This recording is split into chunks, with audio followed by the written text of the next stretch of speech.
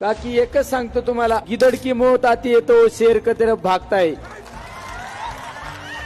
बाबांच्या नगरीमध्ये आज काकींच्या विजयाचा निर्धाराची सभा म्हणलं तरी काही वावगं ठरणार नाही. त्यामुळे त्यांचा पराभव हा अटळ आहे आणि पराभवाची सुरुवात दुसरी तिसरी कुणकुडू झाली नाही, ती शिर्डीच्याच पुण्यभूमीतून झालेली आहे. गणेश सहकारी साखर कारखान्याला आदरणीय थोरात साहेबांच्या माध्यमातून एक रथ निघाला.